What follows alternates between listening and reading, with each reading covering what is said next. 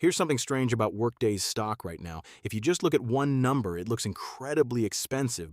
But if you look at the number right next to it, it looks surprisingly cheap. Same company, same day, two completely different stories. So which one is true? Stick around, because by the end of this video, you'll understand exactly why Workday can look like two different stocks at the same time. Let's start with that contradiction. Workday's trailing PE ratio, which compares the stock price to the profit it made over the past 12 months, sits at 53.14. That's a high number. It usually means investors are paying a lot for every dollar of current profit. But then there's the forward PE ratio, which is based on what the company is expected to earn next, and that number drops all the way down to 15.34. That's a massive gap. And when you factor in growth using something called the PEG ratio, which adjusts the PE ratio for how fast a company is growing, Workday comes in at just 0.72. As a general rule, anything under 1 on the PEG ratio is considered attractive relative to growth. So right away, we have a company that looks pricey on paper, but potentially undervalued once you account for where its earnings are heading. But here's where things get interesting. To understand why the earnings picture is so confusing, we need to look at Workday's actual business performance over the past few years. Back in fiscal year 2022, Workday's operating income, meaning the profit from its core day-to-day business before other adjustments, was actually negative at minus $116 million. The next year, fiscal 2023, it was still negative at minus $222 million. That's 2 straight years of the core business technically losing money on an operating basis. Now here's the twist. Fast forward to today, and operating income over the trailing 12 months has flipped to a positive $1.02 billion.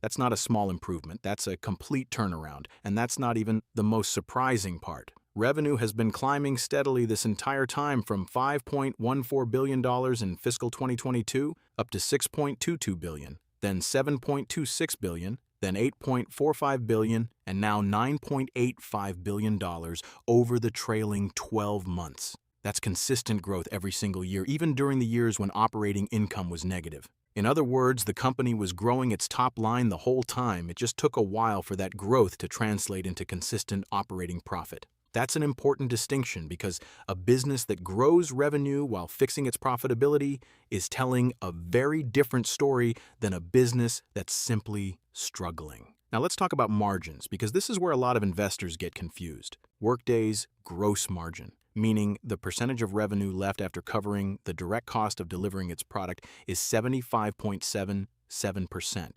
That's a very high number. And it's typical of software companies where the cost of serving one more customer is relatively low. But then the operating margin drops to just 11.74%, and the actual profit margin, what's left after all expenses and taxes, is only 8.60%. So how does a company keep 76 cents of every dollar at the gross level, but only 8 or 9 cents by the time it reaches the bottom line? The answer is everything that happens in between: research, sales, administrative costs, and taxes all take a bite before that money becomes actual profit. Speaking of taxes, here's a number that might catch you off guard.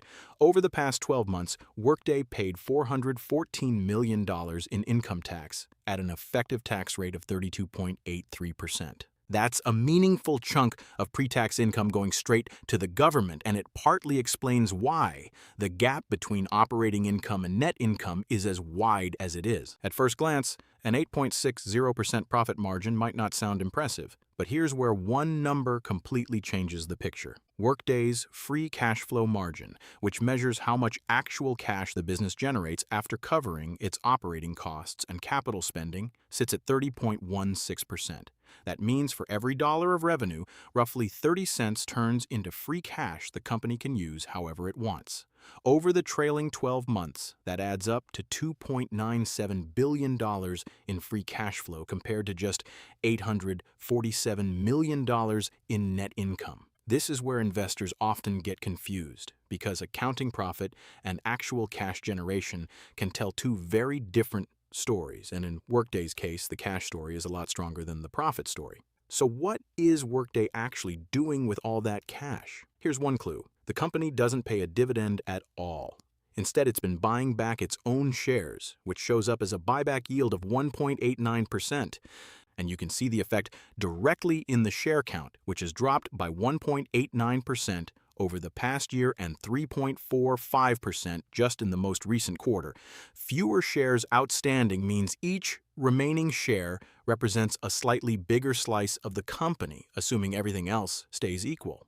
Now let's check the financial foundation underneath all of this. Workday is sitting on $4.35 billion in cash against $3.81 billion in total debt, leaving it in a net cash position of $548 million, or about $2.22 per share. Its debt relative to EBITDA, a measure of how many years of earnings it would take to pay off debt, is just 2.77, and interest coverage, which shows how easily the company can pay interest on its debt from operating profit, stands at 9.18 times. Two independent scoring systems back this up. The Altman Z-score, which estimates the risk of financial distress, comes in at 4.32, well above the level generally considered safe. And the Piotrowski F-score, which grades financial strength on a scale of 0 to 9 based on profitability, leverage, and efficiency, sits at 7. Neither of these scores is guessing about the future. They're simply reading the current financial health of the business. And by both measures, that health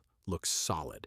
But here's a hidden risk that a lot of people overlook. Despite all of this underlying strength, the stock price has actually fallen 24.20% over the past 52 weeks. And right now, the stock is trading below both its 50-day moving average of 138.84 and its 200-day moving average of 164.62, which are simply the average closing prices over those time periods, often used to gauge short and medium-term trends. When the price sits below both of those lines, it typically reflects a stock that's been under pressure. On top of that, short interest, which represents shares that traders have borrowed and sold betting the price will fall further, sits at 27.37 million shares, or 11% of all outstanding shares.